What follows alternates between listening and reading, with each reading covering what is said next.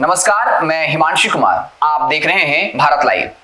4 राज्यों सहित एक केंद्र शासित प्रदेश में विधानसभा चुनाव होने हैं और इसका साफ असर देश की सियासत में, बिहार की सियासत में देखा जा सकता है। अगर बिहार के संदर्भ में बात करें तो पश्चिम बंगाल के चुनाव का असर साफ तौर पर देखा जा सकता है। बिहार की तमाम सियासी पार्टियां अपनी सियासी किस्मत को आजमाने के लिए तैयार हैं। बीजेपी और तृणमूल कांग्रेस का मुख्य मुकाबला है वहां, लेकिन बिहार की सियासत देखें तो राजद बिना किसी शर्त के ममता बनर्जी के साथ खड़ा हो गए। उन्होंने कहा कि हमारा मुख्य मकसद बीजेपी को हराना है। साथ ही साथ कांग्रेस और वाम दल भी एक गठबंधन के जरिए वहां चुनाव लड़ रही है। लोजपा ने भी अपना चुनाव प्रभारी जो है वहां घोषित कर दिया है और लोजपा वहां अपना सियासी किस्मत आजमाने को तैयार है। जेडीयू साफ तौर पर कह चुकी है कि उसका बीजेपी के साथ गठबंधन बिहार में है, बिहार से बाहर नहीं। और इसी के मद्देनजर गुलाम रसूल बलियावी को महीनों पहले पश्चिम बंगाल का चुनाव प्रभारी बना दिया गया और पश्चिम बंगाल के चुनाव का असर भी अब बिहार की सियासत में आप जेडीयू और बीजेपी के बीच बढ़ती तल्खियों के रूप में देख सकते हैं। आपने देखा किस तरीके से जेडीयू के नेता, बड़े बड़े नेता, बीजेपी के नेता अब जो है कह रहे हैं कि ये गठबंधन ज्यादा दिनों तक नहीं टिक सकता। और अगर पश्चिम बंगाल के संदर्भ में बात करें तो बीजेपी सांसद रामकृपाल यादव ने कहा था कि जेडीयू का खाता भी नहीं खुलेगा पश्चिम बंगाल में। और इसको लेकर जब हमारे पत्रकार सुमन सौरभ ने बंगाल चुनाव प्रभारी गुलाम रसूल बलियावी से बात की तो उन्होंने कहा कि बीजेपी को बड़बोलेपन से बचना चाहिए। साथ ही साथ उन्होंने अरुणाचल प्रदेश का भी जिक्र कर दिया। मतलब स्पष्ट है कि वो घाव अभी गुलाम रसूल बलियावी, नीतीश कुमार नहीं भूले हैं और इसी को लेकर जेडीयू को बहुत हल्के में लिया जा रहा था, लेकिन नीतीश कुमार ने एक बहुत बड़ा खेल कर दिया है।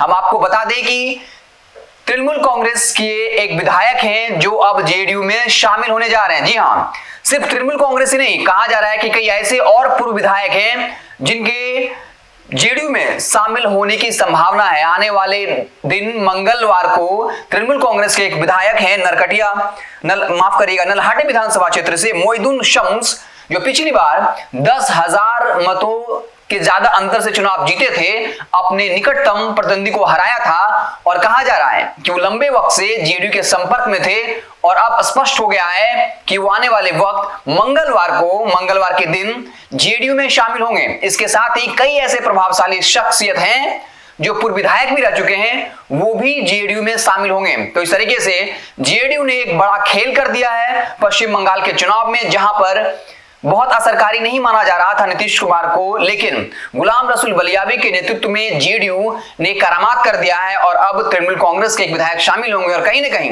नीतीश कुमार की स्थिति जो है वो पश्चिम बंगाल में मजबूत होगी।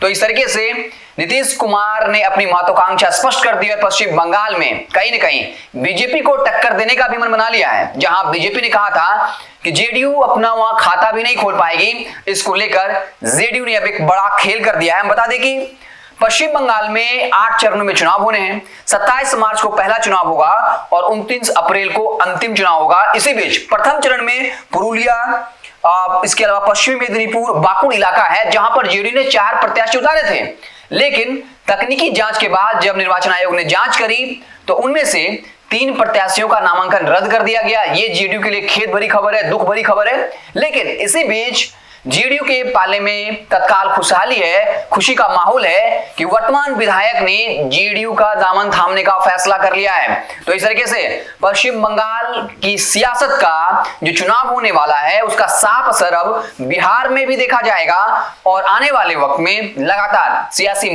माहौल जो है वो गर्माता रहेगा।